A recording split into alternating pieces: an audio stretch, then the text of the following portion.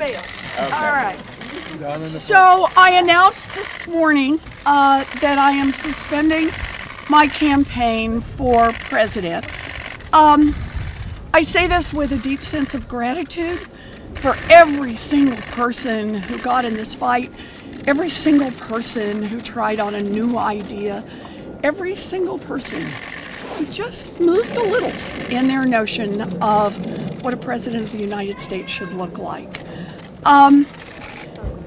I will not be running for president in 2020, but I guarantee I will stay in the fight for the hardworking folks across this country who've gotten the short end of the stick over and over. That's been the fight of my life, and it will continue to be so. So, Senator, what guidance would you give to your supporters who don't know who to support now?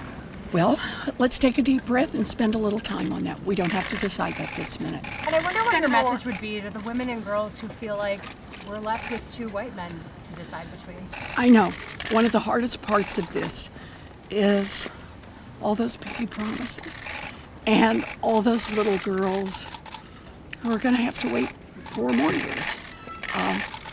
That's going to be hard. Senator, why do you think, Senator? Will you be making an endorsement today? We know that you spoke with both Joe Biden and Bernie Sanders yesterday. Not today. Not today. I need some space around this, and want to take a little time to think a little more. I've been spending a lot of time right now on the question of suspending and also making sure that this works as best we can for our staff, for our team, for our volunteers. So Senator, what? I'm sorry? It could be coming, but just not right now. Not right now. Senator, Not what? right now. I know that your campaign manager, Roger Lau, said on the staff call today that he had no regrets. Do you feel the same way? Oh, I do. I have no regrets at all. This has been the honor of a lifetime. 10 years ago, I was teaching a few blocks from here and talking about what was broken in America and ideas for how to fix it. And pretty much nobody wanted to hear it.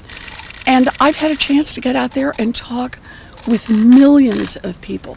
And we have ideas now that we talk about that we just weren't talking about even a year ago.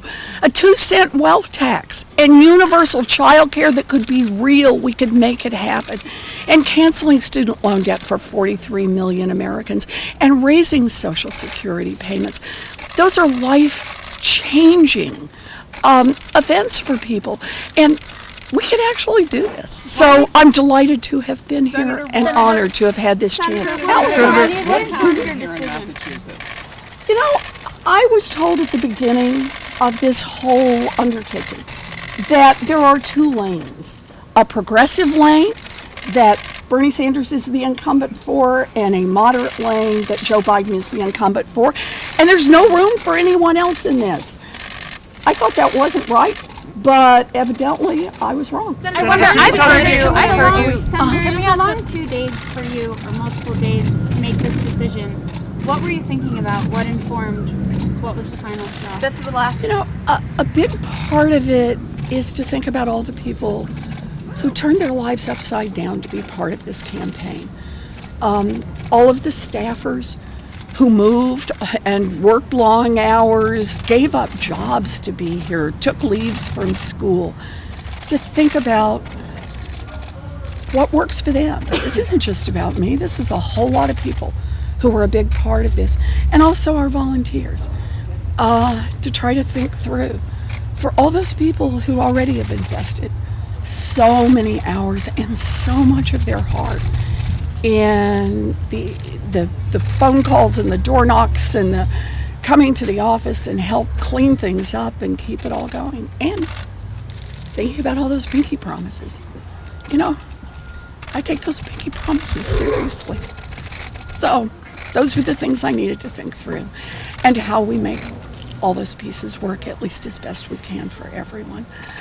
And one last thing. It's about all the people who are affected by all the issues I've talked about, whether they got involved in my fight or someone else's fight, or even not at all. But however we talk about this, there still is $1.5 trillion of student loan debt outstanding.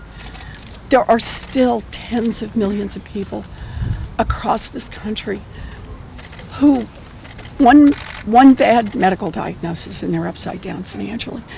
There are still mamas and daddies all across this country who can't finish their education, can't take on jobs because they can't find access to decent childcare that they can afford. And I had to think a lot about where is the best place for me to go to keep fighting those fights, because those problems don't disappear when I stand here in front of you. Those problems go on, and my job is to keep fighting and to fight as smartly and effectively as I can. Senator. Senator, Bruce.